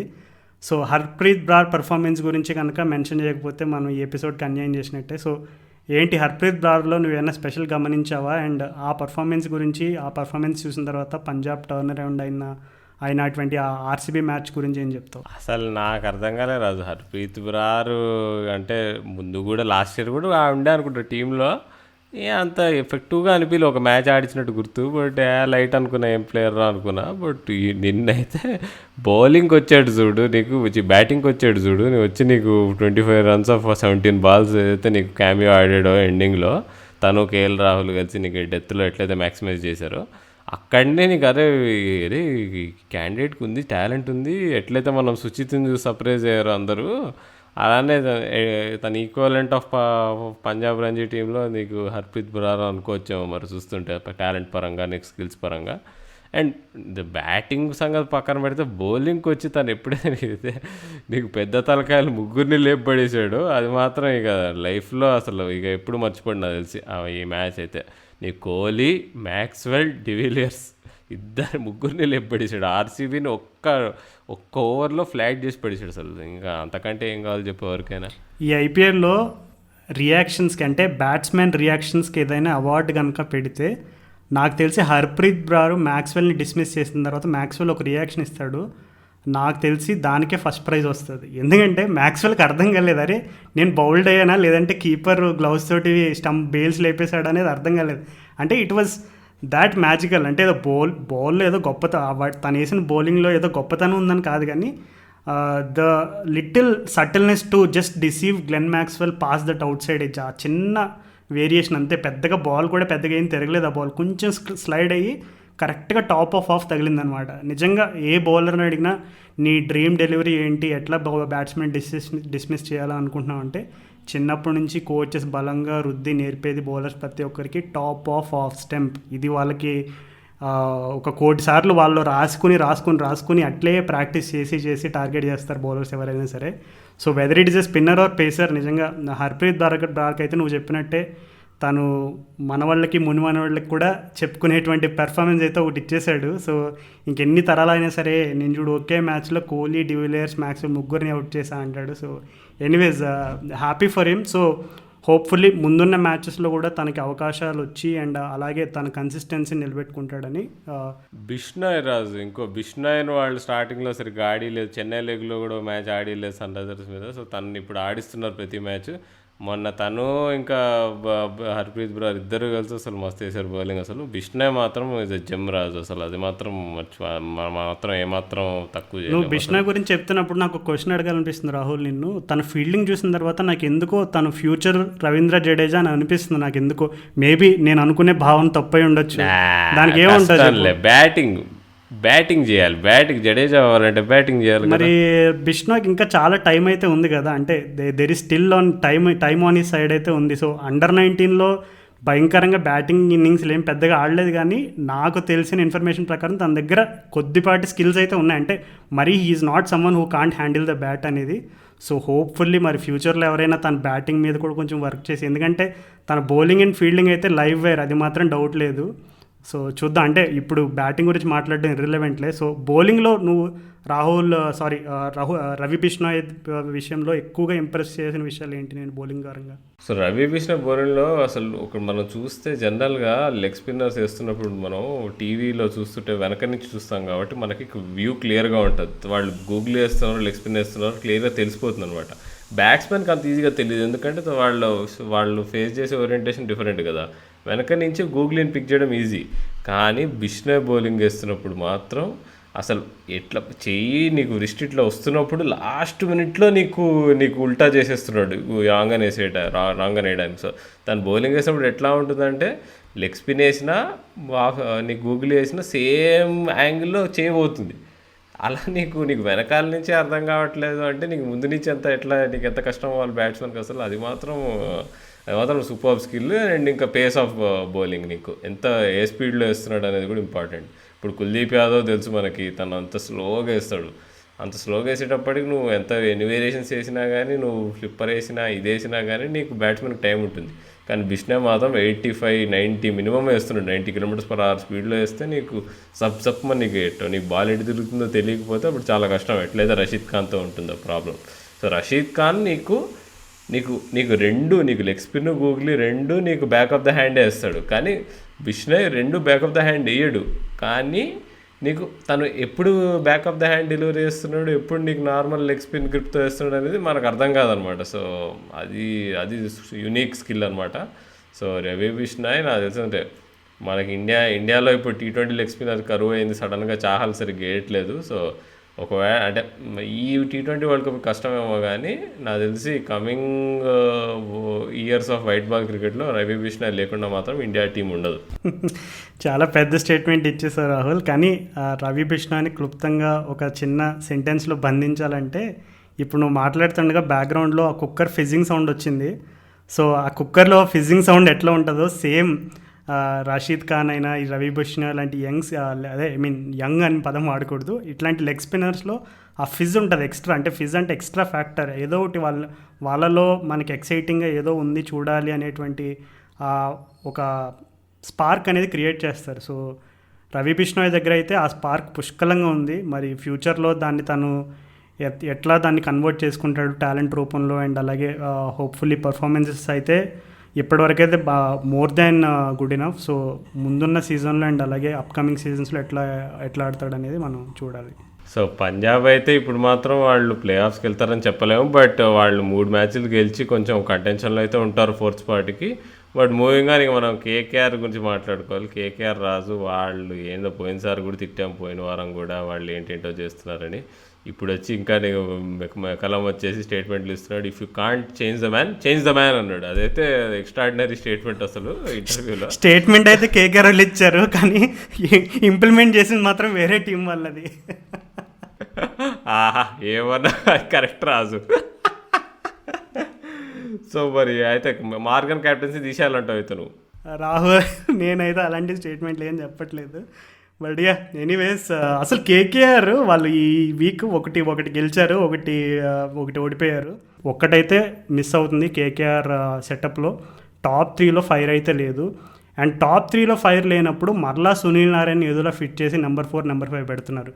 సో లిటరల్లీ అసలు వాళ్ళ బ్యాటింగ్ హాఫ్లో చూసుకుంటే ఇప్పుడు ఇంకొక బిగ్గెస్ట్ డిసడ్వాంటేజ్ ఏంటంటే మార్గన్ కూడా తను ఒకప్పుడున్న ఫామ్లో లేడు ఇప్పుడు. అంటే తను మ్యాచ్ విన్నింగ్ నాక్ అయితే ఆడాడు ఒకటి, కానీ అంతకు ముందు ఉన్నట్టు కన్సిస్టెన్సీ అయితే మార్గన్లో మిస్ అవుతుంది అనేది సీజన్ స్టార్టింగ్ నుంచి తెలిసిన విషయమే. సో ఒక విధంగా చూసుకుంటే కేకేఆర్ వాళ్ళు ఆండ్రన్ రసెల్ కొంతమంది బౌలర్స్తోనే మ్యాచెస్ ఆడుతున్నట్టు అనిపిస్తుంది. మిగిలిన వాళ్ళు అంతా జస్ట్ ఏదో ఆడియన్స్ లాగా వచ్చి అరే 11 మందిలో నేను కూడా ఒక సభ్యుడిని అని అన్నట్టు అనిపిస్తుంది. సో ఈ మాటలో కొంచెం కేకేఆర్ ఫ్యాన్స్ ఎవరికైనా ఉంటే ఇబ్బందికరంగా ఉండొచ్చు, బట్ నేనైతే కేకేఆర్ నుంచి బాగా ఎక్స్పెక్ట్ చేశాను. సో డిసప్పాయింట్ అయ్యాను కాబట్టి ఈ విధంగా చెప్తున్నాను తప్ప కేకేఆర్ కానీ కేకేఆర్ టీంలో వాళ్ళ ప్లేయర్స్ పైన కానీ చులకన భావం అయితే లేదు. మొత్తం రసల్ని ఎత్తికేసి కొడుతున్నారు రాజు అంతే. వాళ్ళు నాన్న ప్లీజ్ మీరే కొట్టి గెలిపియాలి మమ్మల్ని, మీరే ఎంత టార్గెట్ 12 per over ఉన్నా 13 per over ఉన్నా కానీ మేమేం హెల్ప్ చేయము. టీంలో ఉన్న ఓల్డెస్ట్ మాంక్ తోటి ఓల్డ్ మాంక్ తాగిపిస్తున్నారు మన వాళ్ళు. ఓల్డెస్ట్ మాంక్తో ఓల్డ్ మాంక్, ఆహా కవిత్వం పొంగి పొర్లుతోంది కదా రాజు. మరి ఇక దినేష్ కార్తిక్ కూడా అంటే తను ఇక అంతే మినిమం నీకు చిన్న పర్ఫార్మెన్సెస్ తప్ప నీకు పెద్ద ఏమి ఇవ్వట్లేదు. మరి నీకు మార్గన్ ఏమో మరి ఒక్క ఇన్నింగ్స్ తప్ప ఏం ఆడలేదు. మరి శుభ్మన్ గిల్ చాలా పెద్ద మిస్. నువ్వు అన్నావు 3 పేర్లు అన్నావు, కానీ త్రిపాఠి నన్ను అడిగితే ఎక్స్క్యూజ్ చేయొచ్చు మనం. తను మినిమం ఆడుతున్నాడు, ఎంతో కొంత తన టాలెంట్కి తగ్గట్టు తను న్యాయం చేస్తున్నాడని చెప్పుకోవచ్చు. రాణా ఇక అంతే నాకు తెలిసి, అంటే ఈ హ్యాస్ టు బి బెటర్ అనొచ్చు రాణా ఇన్ఫ్యాక్ట్. బట్ శుభ్మన్ గిల్ మాత్రం వెరీ బ్యాడ్ పర్ఫార్మెన్స్, అది మాత్రం చెప్పాల్సిందే. తను స్ట్రైక్ రేటు తక్కువ ఉంటుంది, నీకు డీప్ ఇన్నింగ్స్ ఆడట్లేదు, పెద్ద ఇన్నింగ్స్ ఆడట్లేదు, ఏమీ చేయట్లేదు. కేఎల్ రాహుల్ లాగా నీకు అట్లీస్ట్ ఆరెంజ్ క్యాప్ నెత్తిన పెట్టుకుంటే అట్లా అదైనా నీకు టీంని కొంచెం హెల్ప్ చేస్తుందేమో. కానీ ఇట్లా నువ్వు ప్రతి మ్యాచ్ 15 బాల్ ఆడి 10 రన్లు కూడా కొట్టకుండా నీకు టీంకి నష్టం చేసి పోతుంటే మాత్రం అసలు ఏముంటుంది లాభం అసలు. సో శుభ్మన్ గిల్ అంటే మరి మకలం అన్న స్టేట్మెంట్ నాకు తెలిసి శుభ్మన్ గిల్ని దాన్ని దృష్టిలో పెట్టుకొని అన్న స్టేట్మెంట్ అనుకుంటున్నా. సో శుభ్మన్ గిల్ బదులు ఎవరో వెంకటేష్ ఎవరో ఆడొచ్చేమో చూద్దాం మరి గోయింగ్ అహెడ్. అవును రాహుల్, కేకేఆర్ గురించి ఇంకెంత ఎక్కువ చెప్పాలన్నా సరే ఇంకా చెప్పడానికి వాళ్ళ దగ్గర ఒకే వీక్నెస్లు కంటిన్యూస్గా కనపడంతో ఇంకా మనం కూడా ఎక్కువసేపు చర్చించుకోలేం. సో లెట్స్ హోప్ వాళ్ళ సీజన్ ఫార్చ్యూన్స్ అనేవి నెక్స్ట్ హాఫ్లో అయినా చేంజ్ అవుతాయని కోరుకుందాం. సో ఇంకా కమింగ్ అప్ లాస్ట్ బట్ ఇంకా ఏదో కొద్ది గొప్ప అట్టడుగునున్న వాళ్ళకంటే ఒక పొజిషన్ అయినా పెద్దగా మెరుగ్గా ఉన్నది రాజస్థాన్ రాయల్స్. అండ్ ఈరోజు రాజస్థాన్ రాయల్స్కి సన్ రైజర్స్కి మ్యాచ్ ఉంది. సో అదంతా పక్కన పెట్టేస్తే రాజస్థాన్ రాయల్స్ ఈ వీక్లో నాకు తెలిసి ఒకే ఒక్క గేమ్ ఆడినట్టుంది, అది కూడా ముంబై ఇండియన్స్ పైన అనుకుంటా. సో అది కూడా వాళ్ళు ఓడిపోయారు.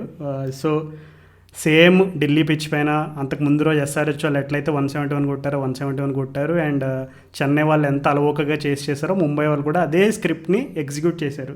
సో అందులో పెద్దగా ఇదైతే లేదు. బట్ రెండు విషయాలు అయితే మెన్షన్ చేయాలి in case if someone is not aware.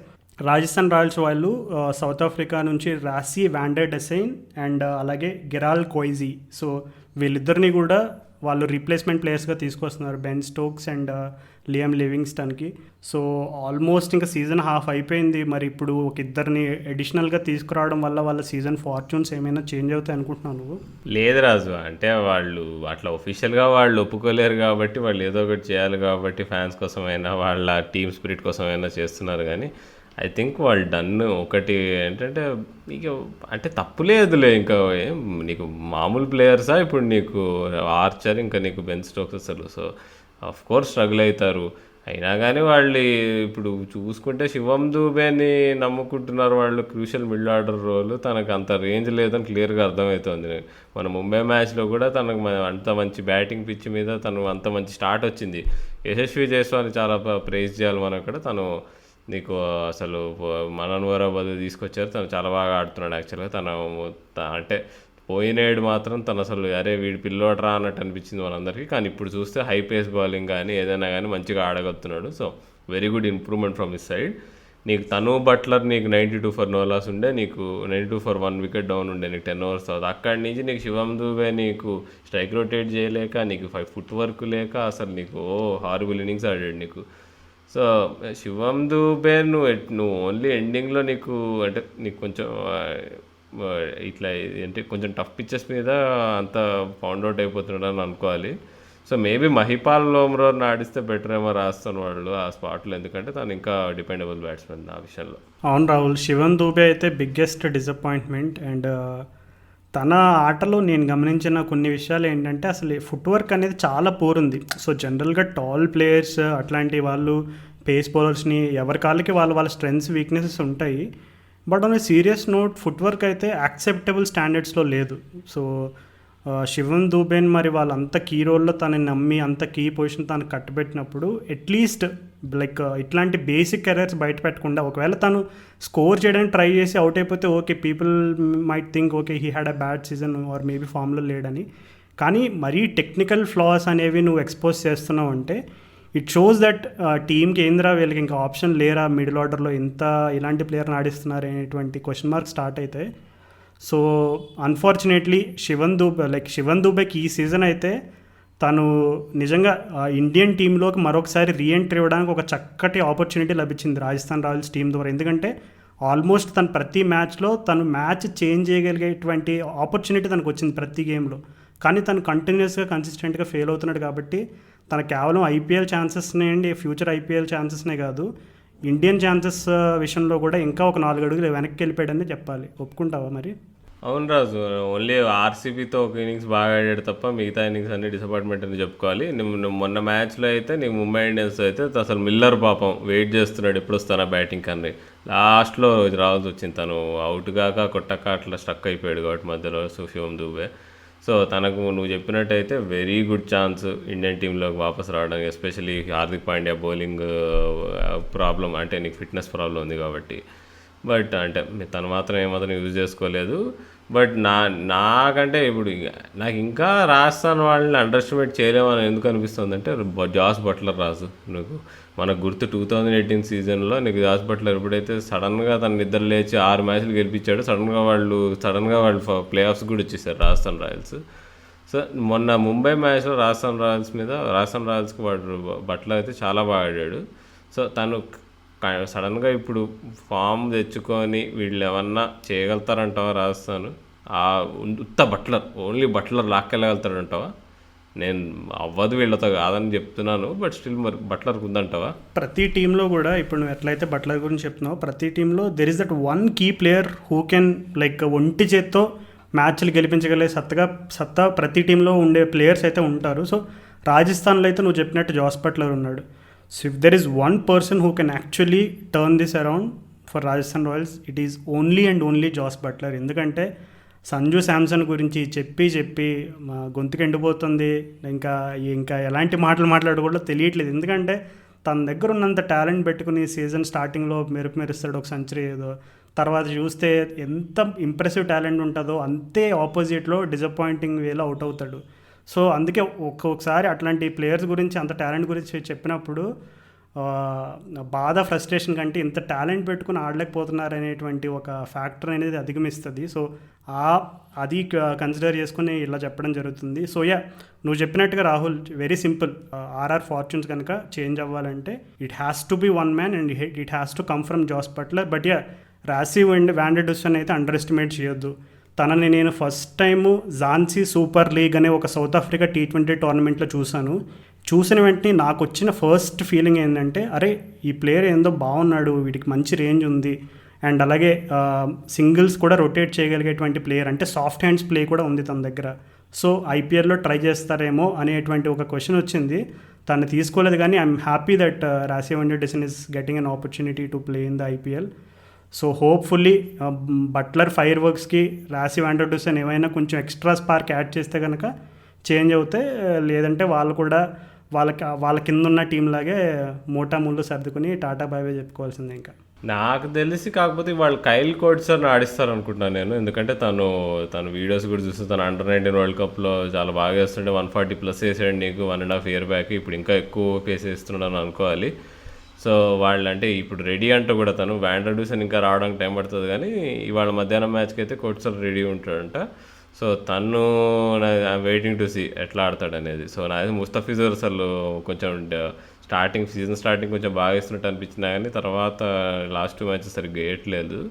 So Mustafizur బదులు left arm seamer leg for leg నీకు కైల్ కోట్స్ అని ఆడిస్తారు. సో లెట్స్ సీ మరి బట్లర్ ఏమన్నా చేస్తాడా, మరి కైల్ కోట్సర్ వచ్చి మరి ఏమన్నా మ్యాజిక్ చేస్తాడా. మొత్తం చూస్తుంటే యాక్చువల్లీ సౌత్ ఆఫ్రికా టీం అయిపోయింది అటు ఇటు చూసి. నీకు రాజస్థాన్ రాయల్స్ ముందేమో మొత్తం ఇంగ్లాండ్ ప్లేయర్స్ అంతా ఇక్కడే పడి తెచ్చారు. ఓన్లీ రాహుల్ డేవిడ్ మిల్లర్ ఆ విధంగా అయినా సహాయపడుతున్నాడు రాజస్థాన్ టీంకి పాపం. అంటే no disrespect to Miller, is absolute gem, but పాపం అలా అయినా ఇప్పుడు మిల్లరు నీకు కైల్ కోట్సే నీకు ఏదేంటి క్రిస్ మారిస్ ఆర్వీడి సడన్గా ఇంగ్లాండ్ కాస్త సౌత్ ఆఫ్రికా అయిపోయిందా ఇక రాజస్థాన్ రాయల్స్ స్క్వాడ్. ఓకే చలో మరి ఇక మస్తు మాట్లాడుకున్నాం ఈ వీక్. సో మరి ఇక ఈ నెక్స్ట్ వీక్ నాకు తెలిసి వెరీ క్రూషియల్, ఎందుకంటే మనకు ఐపీఎల్లో ఇక తేలిపోతాయి నీకు టాప్ 4 spots. చూడకపోతే నీకు ముంబై, ఆర్సీబీ, చెన్నై, ఢిల్లీ వీళ్ళే 4 spots అనుకుంటున్నాము. ముంబై వాళ్ళు నిన్న గెలవడంతో ఒక రకంగా వన్ సైడెడ్ అయిపోయిందని చెప్పుకోవచ్చు లీగ్. బట్ చెప్పలేము, ఐపీఎల్ కంటే పెద్ద డ్రామా ఏమి ఉండదు. మనం నిన్న ముంబై సిఎస్కే మ్యాచ్ దానికి ఒక పెద్ద నిదర్శనం అనమాట. సో హోప్ఫుల్లీ మనం అందరం ఇంకో నెక్స్ట్ హాఫ్ ఆఫ్ ద ఐపీఎల్లో కూడా ఎంజాయ్ చేస్తాం అనుకుందాము. నీకు ఇట్లానే డిస్కషన్లతో, బ్యాంటర్తో, ఫ్యాన్ వార్స్తో, positive fan wars, negative fan wars కాదు. అండ్ మేము పోయిన వారంలానే ఇయర్ కూడా ఒక న్యూస్ లెటర్ ఆర్టికల్తో వస్తున్నాము. మేము ఈసారి కేకేఆర్ మీద చేస్తున్నాము. సో పోయిన వారం ఆర్సీబీ మీద రాసిన ఆర్టికల్ కూడా మంచి రెస్పాన్స్ వచ్చింది. సో మేము ఆ న్యూస్ లెటర్ లింక్ ఈ ఎపిసోడ్ షో నోట్స్లో కూడా పెడతాము. సో దట్ మీరు మా ఓల్డ్ ఆర్టికల్స్ చూడొచ్చు, ఇంకా మీరు సబ్స్క్రైబ్ అవ్వచ్చు కూడా. అండ్ మీకు ఒకవేళ లింక్ కాదు మేము ఈమెయిల్ ఇస్తా అంటే కూడా మాకు డిఎం చేసి, మా సోషల్ మీడియా ప్లాట్ఫామ్స్లో మాకు డిఎం చేసి మీ ఈమెయిల్ అడ్రస్ ఇస్తే మీకు ఆటోమేటిక్గా మేమే మిమ్మల్ని సబ్స్క్రైబ్ చేస్తాము. సో మీకు ఈమెయిల్ వచ్చేటట్టు మేము రిలీజ్ చేసే ఆర్టికల్కి. So that's that. So stay safe, బయటికి మాత్రం వెళ్ళకండి, ఇంట్లో ఉండండి, క్రికెట్ చూడండి, మా పాడ్కాస్ట్ వినండి, ఎంజాయ్ చేయండి. This is Rahul signing off with Rahul.